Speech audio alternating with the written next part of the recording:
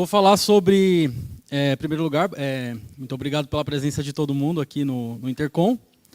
E eu vim hoje para falar sobre QA, né? Que é o Quality Assurance, que, como hoje tudo está se transformando em engenharia, né? Você vai hoje lá na padaria, está escrito Bread Engineer, né? Então, e pior que isso aconteceu, já vi uma padaria que fazia uns pães assim meio diferentes, tinha lá Bread Engineer. Então a gente vê essa mudança aí do termo para o Quality Engineer, e aí eu vou explicar aqui, compartilhar um pouco do dia a dia, da minha experiência, né? E o que realmente significa na prática, né, você fazer engenharia de qualidade. O meu nome é Bruno Rocha, nas redes sociais é Rocha C. Bruno. Eu trabalho no time de engenharia de qualidade na Red Hat, e ali está o meu site, e aqui alguns canais no YouTube que eu participo, né? Curso de Python, Rust, LangBR e o Castalho Podcast, que é um podcast de tecnologia. Então, isso aqui é o que eu quero tentar falar para vocês, se o tempo permitir, né? Que eu falo bastante. O que é QA e QE, adequação, o que testar, como funciona na prática, né, no dia a dia, as métricas, as ferramentas e o futuro aí da engenharia de qualidade. Então, a teoria primeiro. Tem um texto grande aí que, obviamente, eu não vou ler, mas tanto na ISO 9000 quanto na Wikipedia, vocês vão ver que a descrição de Quality Assurance, né, ou de analista de qualidade, é onde o foco está na pós-produção. Porque isso vem de antes do software, né? Antes de fazer software, na indústria você já fazia...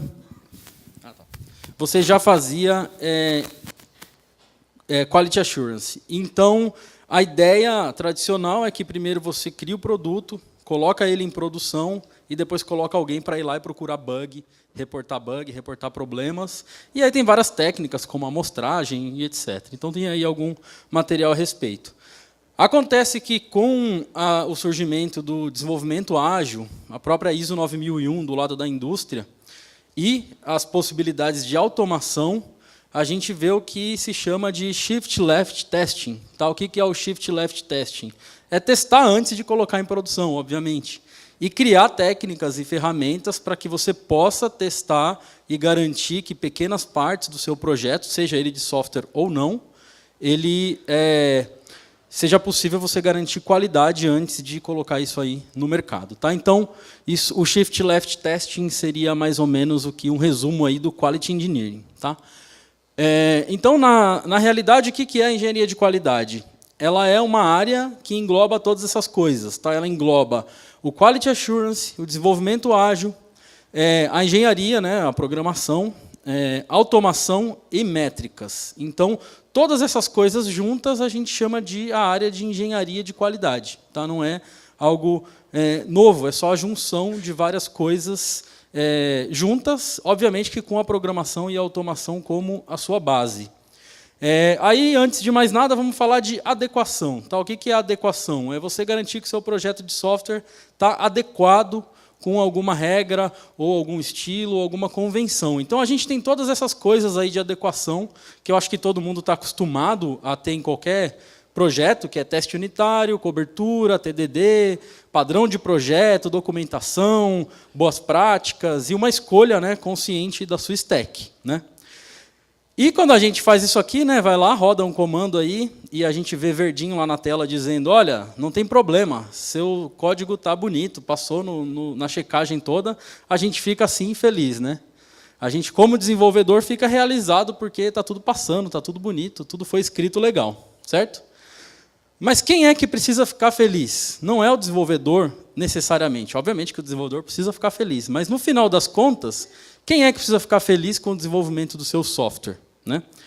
Então, a gente sabe que o objetivo de empresas todas é entregar valor para o cliente, ser competitiva, né, e ser sustentável, ou seja, gerar lucro. Então, com essa premissa de que esses são os objetivos da empresa, quem tem que ficar feliz realmente com o seu software é o cliente final. Né? Então, a gente pode pegar um exemplo de um automóvel. Se um cliente aí que vai usar um automóvel, ele quisesse fazer um teste de adequação no automóvel, essas coisas aqui seriam as coisas que ele iria passar lá, os linters para testar. Né? Se tem roda, se tem farol, se está adequado com o código de trânsito. Então, isso aqui é uma coisa que ambos esses carros preenchem, praticamente todos os carros preenchem esses requisitos. Então, isso aqui não é necessariamente uma métrica de qualidade. Isso aqui é uma premissa básica de qualidade, mas não é uma métrica que vai além da qualidade que a gente quer entregar. Tá? Então, se a gente pegar coisas que estão um pouco mais fora disso, né, qual desse carro que ele tem coisas que diferenciam para o caso de uso específico daquele cliente? E aí, sim, a gente tem a qualidade. Então, todas aquelas coisas que a gente gosta muito como desenvolvedor, né, e que deixa a gente feliz, na verdade, a gente chama de adequação ou de qualidade de código. Né? Qualidade de código é uma coisa, qualidade de software é outra. Qualidade de software é o cliente que define, né, a pessoa, o usuário final é que define se tem qualidade ou não. E aí, a gente tem essas técnicas aqui de engenharia para a gente garantir, primeiro, felicidade do cliente final e eliminar a possibilidade de risco, né, para a empresa que está desenvolvendo e para o desenvolvedor e para o cliente. Né? Então, a gente tem ações que refletem na qualidade e, no final, a gente tem métricas que ajudam a gente a calcular qual é o impacto disso. Tá? Então, basicamente, essas aqui são as ações que a parte de engenharia de qualidade foca. Tá? Então, o que a gente testa quando a gente faz um projeto de software pensando em qualidade? Eu coloquei esse tweet aqui que eu achei bem legal, que diz o seguinte: escrevam testes, não muitos, na maioria testes de integração. Né? Então, existe uma discussão na área de qualidade em que a gente tem escrito muito teste que não tem valor. Né? Que, às vezes, a gente foca muito em teste que, no final, realmente não entrega qualidade, mas que acaba onerando o custo do projeto ou até trazendo prejuízo. Então, esse manifesto aqui, que tem até um link aqui, é para a gente tentar focar mais nos testes que realmente trazem valor de negócio. Né? Então, essa daqui ele chamou de troféu de testes, né? Ou seja, aqui está a parte de adequação, que é a base, né? Tem que ter ela para poder passar para o próximo, mas o grande esforço fica aqui no teste funcional e de integração. Tá? O que seria? O teste funcional é o teste onde você, através de programação, através de teste exploratório, através de automação, você vai refazer os passos que o seu cliente faria, que o seu usuário final faria, né, utilizando diversas ferramentas. E o teste de integração é aquele que você vai integrar com qualquer tipo de API ou serviço externo. Então, essas são as coisas que a gente tem que garantir que não quebram. Né? Se essas coisas não quebram, para o cliente final, realmente não importa se o seu código está passando na adequação. Né? É bom, é o principal, mas o que entrega valor para o cliente não é aqueles testes de adequação, de estilo de código, de boa prática ou de padrão de projeto. O que importa realmente são esses testes aqui. Tá? Então, a engenharia de qualidade ela foca neles. E quem é que atua nessa área no dia a dia, na prática? Né?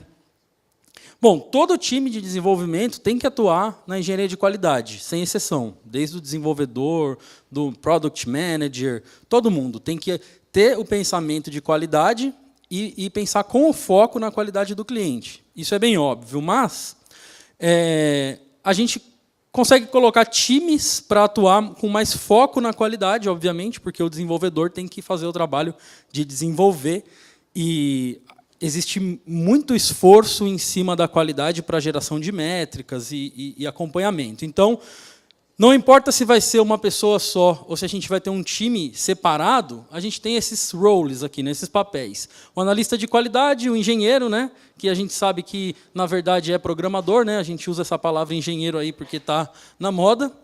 A gente tem o manager de qualidade. Então, essas coisas todas são resolvidas por esses papéis. Como funciona isso no dia a dia? Tudo começa na análise de requisito. Tá? Lembrando que requisito é diferente de especificação. Tá? Requisito é aquilo que o seu usuário, né, o seu stakeholder, ele realmente necessita do projeto. Tá? Então, eu preciso que os usuários tenham acesso controlado por permissão. Então, isso é um requisito. A especificação é como isso vai ser feito.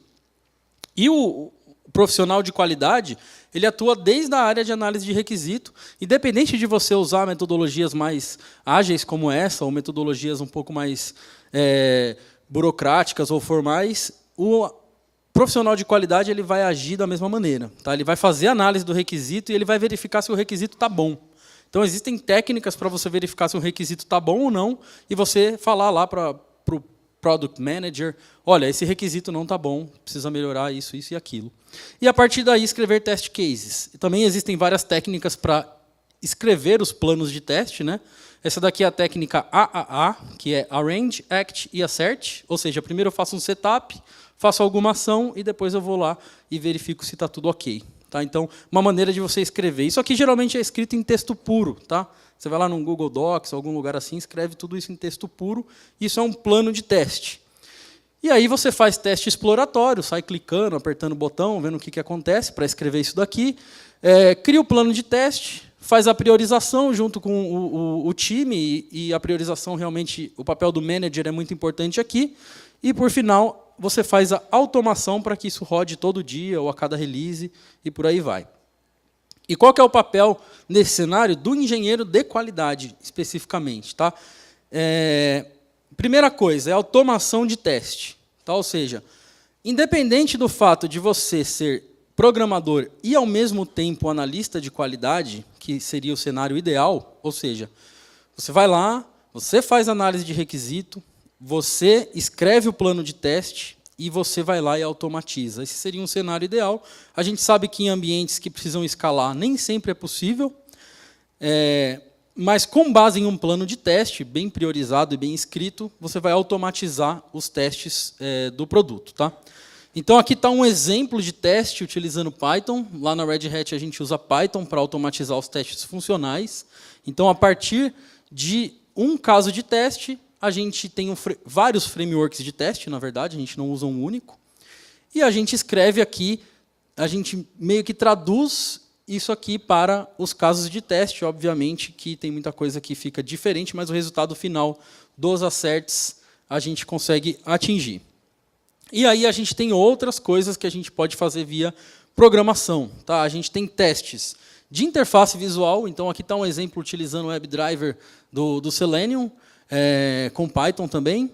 E esse aqui é um teste que pode rodar em qualquer plataforma de browser grid. Né?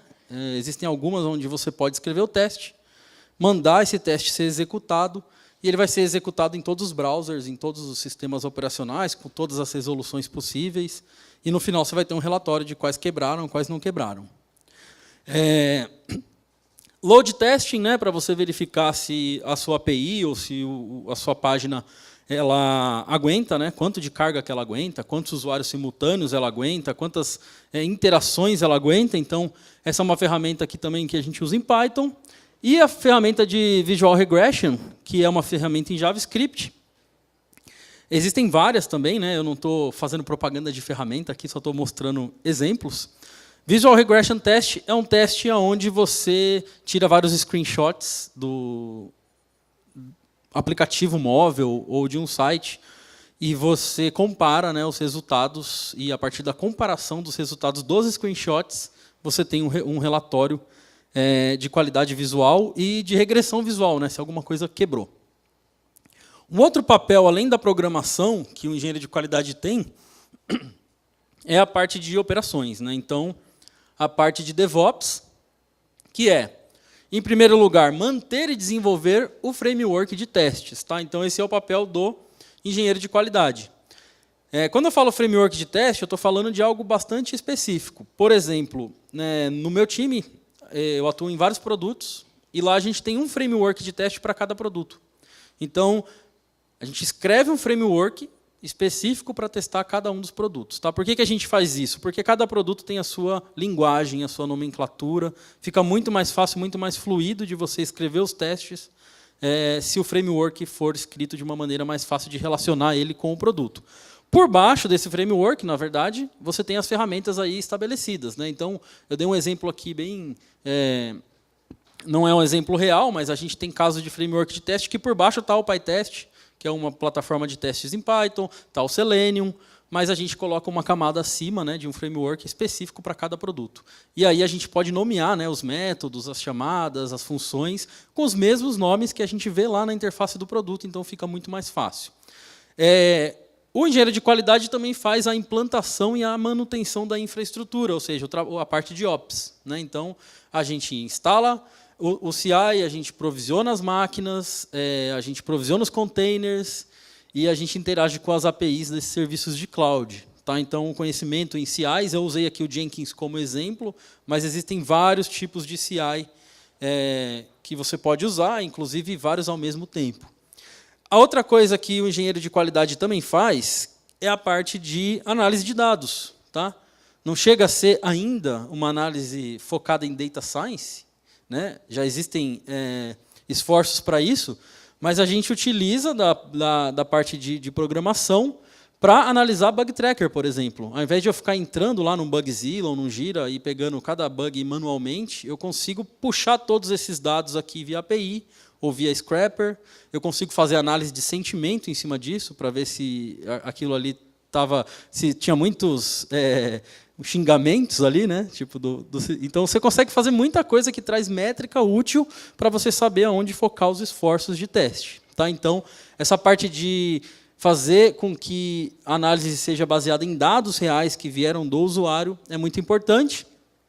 E, por final, também é papel do engenheiro de qualidade fazer a automação dos reports. Tá? Então, imagina que você tem um produto que ele tem 10 builds diferentes, e você faz 10 tipos de estratégias de teste, cada uma delas vai gerar um tipo de métrica, um tipo de relatório, e no final você tem que agregar esses relatórios em um só, geralmente.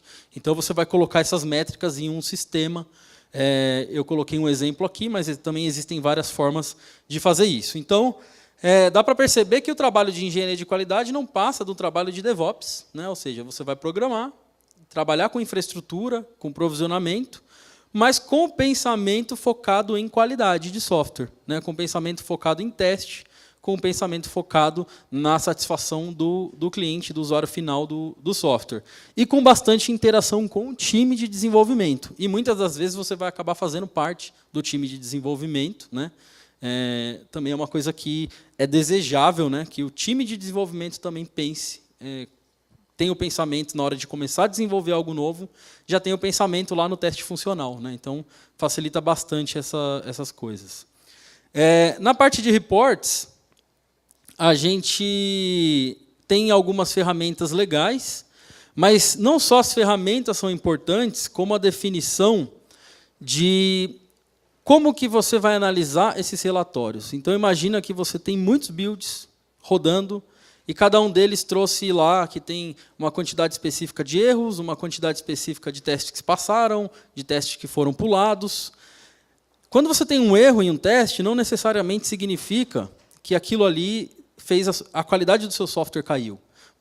Algumas vezes o erro, né, o teste falhar, é uma coisa muito positiva, né, e aquilo pode te dar um insight para você focar em alguma coisa ou até descobrir, antes de colocar em produção, um bug importante.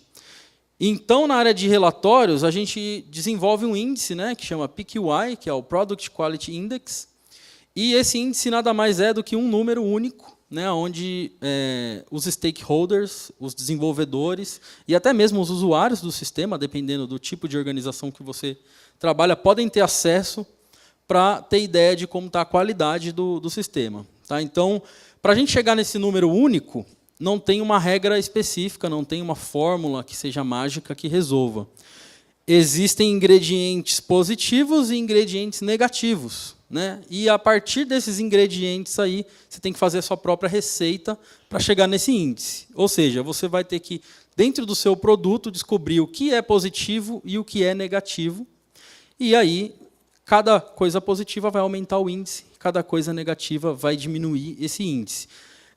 Na prática é fácil, né, fazer essa conta aí, são, sei lá, 5 linhas de código, pegando das APIs ali do seu CI, você consegue chegar nesse número. O difícil é você decidir realmente o que é positivo, o que é negativo, qual que é o impacto que isso tem no seu software. Esse trabalho não é só o trabalho do Quality Manager. Tá? Então, o engenheiro de qualidade, o analista de qualidade, o desenvolvedor e até mesmo o usuário, através do Bug Tracker. Aliás, eu gostaria de dizer que o Bug Tracker é o local principal para qualquer pessoa que trabalha com qualidade, né? Se o seu produto tem algum lugar que interage com o usuário, onde o usuário pode ir lá e te xingar ou te elogiar, essa é a ferramenta que você tem mais que focar, né? Não deixar ela de lado. Eu já vi muitos times de qualidade onde nem tem essa ferramenta, então a gente fica sem ter material para comparação. Então, ir no Bug Tracker diariamente e verificar, por exemplo, métricas de qual é a quantidade de problemas encontrados por componente do meu sistema, né? Verificar se a categorização está sendo feita de maneira correta, é muito interessante. E não só o Bug Tracker, mas as ferramentas de comunicação direta também com o cliente, às vezes trazem APIs que a gente pode usar na área de engenharia, né? Então, você tem lá um chat dentro do site do seu produto, e os clientes entram lá para falar coisas positivas e negativas. Via API, muitas dessas ferramentas permitem que a gente conecte, extraia esses textos, faça até análise de sentimento em cima e busque índices ali dentro para saber se realmente está funcionando, se não está, e se tem alguma área que a gente precisa investir mais. Bom, tem um manifesto, né, um site chamado Ministry of Testing, na verdade é uma comunidade, o Ministry of Testing, e dentro dessa comunidade existe um manifesto muito interessante chamado Modern Testing Principles, e eu coloquei aqui 2 dos princípios que tem lá, são 7 no total, e esses 2 aqui, na minha opinião, são os mais importantes. Tá?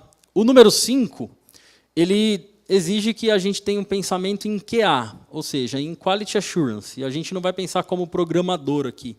Aqui a gente vai pensar como alguém que está analisando o requisito, risco para a empresa que está desenvolvendo o produto, e pensando como o cliente, né? Então, você tem que se colocar dentro do projeto como se você fosse a personificação do usuário, né?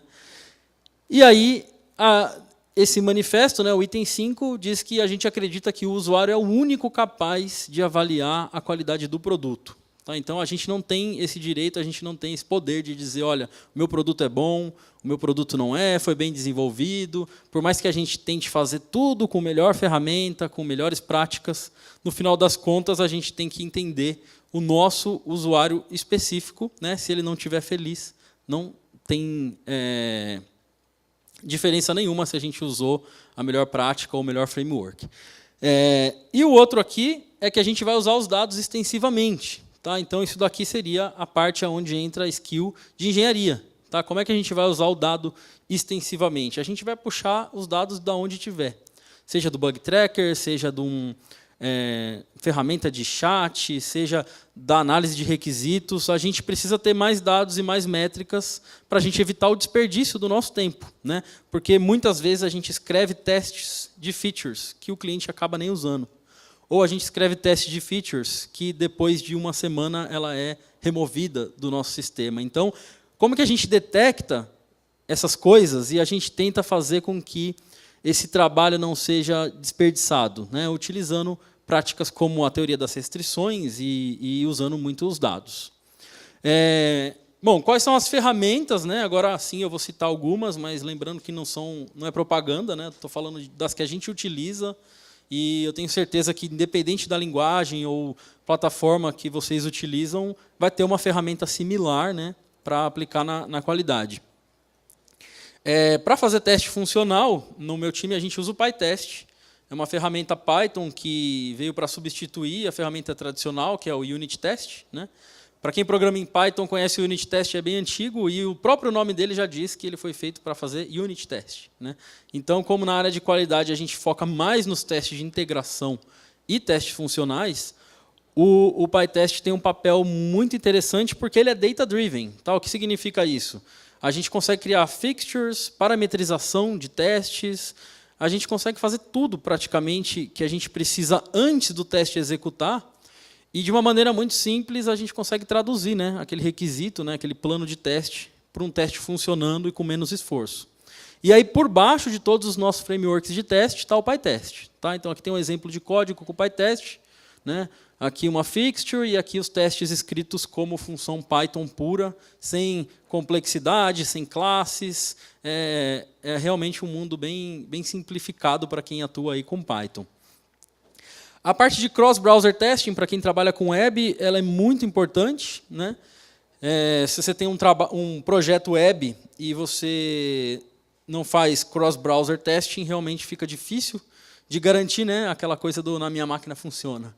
Então, existem hoje ferramentas que fazem com que esse trabalho seja muito simples e ferramentas com que permitem, né, que a gente consiga testar em todas as plataformas. Esse exemplo aqui é uma ferramenta desenvolvida na Red Hat e ela está no GitHub, né, no github.com Red Hat Kiwi. E são 2 frameworks, na verdade, que se complementam. E ele é um framework que aplica o conceito de Page Objects, né? Page Objects foi um artigo escrito pelo Martin Fowler, relacionado a testes de browser, né? Onde a gente tenta expressar, através de objetos, as páginas. Então, imagina que eu tenho uma página aqui, ela tem título, botões, links e tudo mais. Cada um desses itens eu expresso aqui com uma classe, no caso de Python, né? Mas existem frameworks em outras linguagens que fazem coisas parecidas. E aí, ao invés de eu ficar tentando utilizar coisas bem malucas do tipo XPath e ficar brincando com essas coisas lá puramente num Selenium da vida, eu consigo interagir só com objetos. Então, eu instancio aqui aquela página e eu saio clicando e preenchendo os campos de maneira bem orientada ao objeto, bem simples para o desenvolvedor. Tá? Então, a partir do momento que você tem um teste desse daqui escrito, algumas ferramentas permitem que você simplesmente, via API, passe os comandos do protocolo do Selenium, né? Então, você vai executar no seu CI, ele vai se comunicar via API aqui, passar os comandos Selenium, né, do WebDriver, e aí essa ferramenta aqui, no caso, é o Source Labs, eu citei essa porque é a que eu tenho usado, e lá ele vai subir várias máquinas virtuais, em cada máquina virtual vai ter um browser, um sistema operacional, e você configura, né? Existem casos lá que os testes aqui rodam em, sei lá, 15 resoluções diferentes, dentro de todos os sistemas operacionais possíveis, e com configurações diferentes também no sistema operacional, com línguas diferentes, então você consegue automatizar isso tudo, e o custo não é alto, tá? Apesar de ser uma coisa bem interessante, o custo disso não é alto. Inclusive, se o seu projeto é pequeno, você consegue fazer sem gastar, né, no começo. Outra ferramenta importante para quem desenvolve web ou mobile é o Visual Regression Testing. Tá? Essa aqui é uma ferramenta open source, o iSpy. E o Visual Regression Testing é aquilo que eu falei. Nesse caso, essa ferramenta é capaz de comparar 60 screenshots por segundo.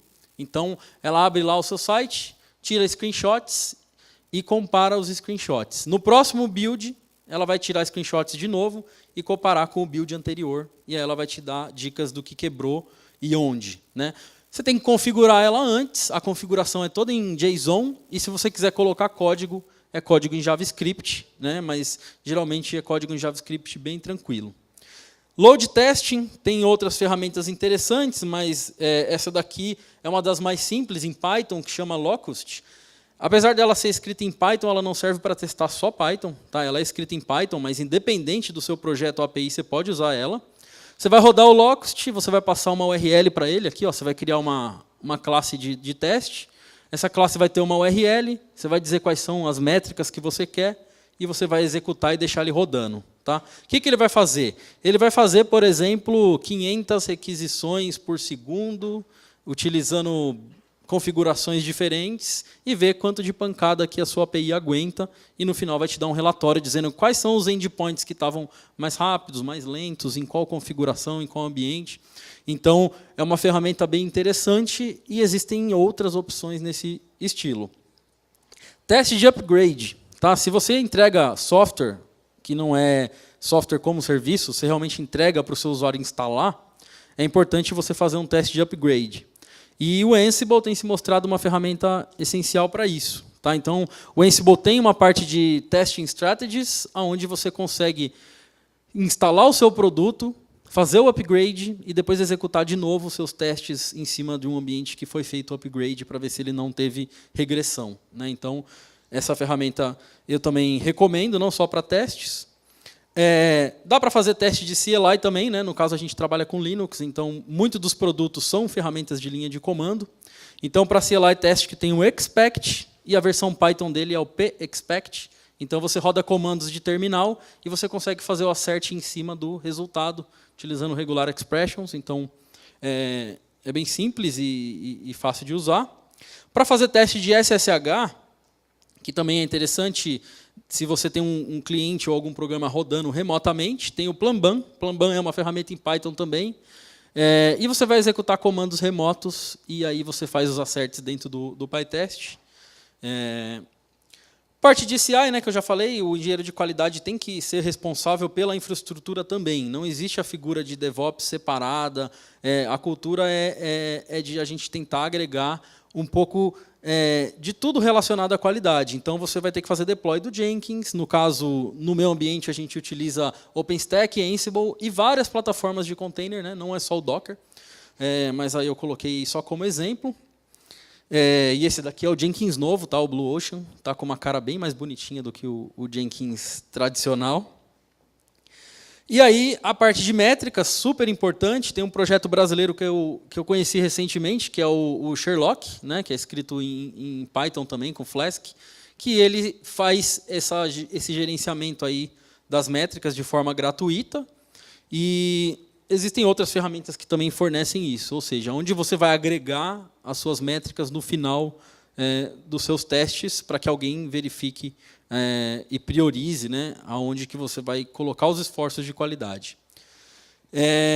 E aí, para terminar, né, a última parte da minha agenda aqui, falar o que eu penso do futuro dessa área. Então, vocês perceberam que é muita coisa de programação, muita coisa de DevOps, né, e um pouco, né, mas essencial, a área de análise de produto e análise de requisitos.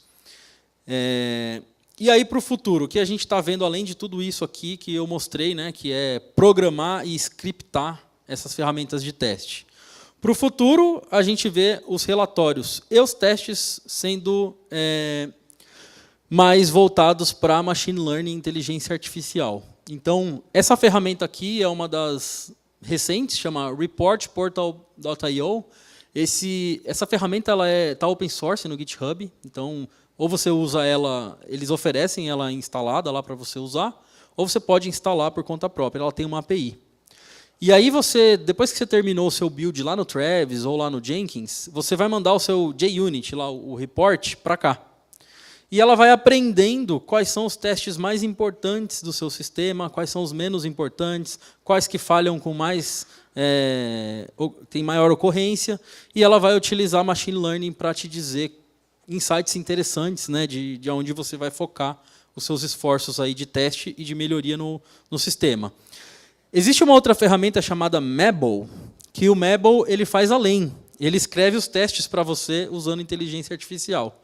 Ou seja, você escreve alguns testes para ele, e aí, a partir dos testes que você escreveu, ele começa a escrever mais testes baseados naquele que você já escreveu. Ou seja, você vai ensinando a ferramenta a desenvolver teste para você. Mas, como eu disse, são coisas bem experimentais ainda, já funcionam, mas acho que é um futuro aí bem provável. Bom, Ansible é uma ferramenta que tem sido usada aí como ferramenta principal para orquestração de infraestrutura, né? Por conta da facilidade de você escrever um playbook, de você ler um playbook e de você manter. E a gente vê também um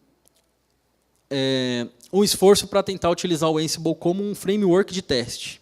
Então, o tester, né, ele, ao invés de escrever utilizando Python, JavaScript, ele vai descrever os testes utilizando YAML, que é a linguagem do Ansible, e por baixo você tem um engine super eficaz rodando esses testes. Então, também é uma coisa aí que a gente vai ver logo no futuro. O Jupyter é uma ferramenta que tem vários kernels para várias linguagens de programação, PHP, Lua, C#, por aí vai. Uma ferramenta web bem legal. E também a gente vê essa ferramenta sendo utilizada como ferramenta de análise e reporte de qualidade. Hoje ela é muito usada para data science, mas ela também pode ser usada para qualidade quando a qualidade é voltada para os dados. E os test runners, né? A gente tem um problema hoje na área de qualidade, que é o fato dos testes demorarem muito tempo para executar, dependendo do ambiente que você está testando. Então, a gente vê uma mudança aí de test runners. Apesar de você scriptar o teste em linguagens de alto nível, como JavaScript, Python, Lua, a gente vê uma necessidade de ter back-ends de teste cada vez mais rápidos. Tá? Esse daqui é um exemplo de um framework chamado Fantocini, escrito em Rust. Né? Sabe que o Rust é uma linguagem super rápida, super eficaz. E eu vejo no futuro essas ferramentas sendo utilizadas como back-end para você rodar os testes. Não para você escrever os testes, porque realmente seria bem difícil, mas ela ser a base para um framework que vai executar os testes para você. Bom, e é isso que eu tinha para falar. Lembrando que eu sou QA DevOps, ou seja, a gente pode substituir essa palavrinha da moda aí, engineer, por programador ou por DevOps, né? Então, vocês perceberam que Quality Engineer, na verdade, é um DevOps de qualidade. Um DevOps voltado, focado à qualidade de software, testes e satisfação do cliente. Tá? Lembrando que tudo que eu falei aqui é algo pessoal, não tem nada a ver com a empresa que eu trabalho. E sigam-me no Twitter, e aqui estão alguns dos canais aí que eu compartilho conteúdo geralmente. E é isso aí, muito obrigado a todos.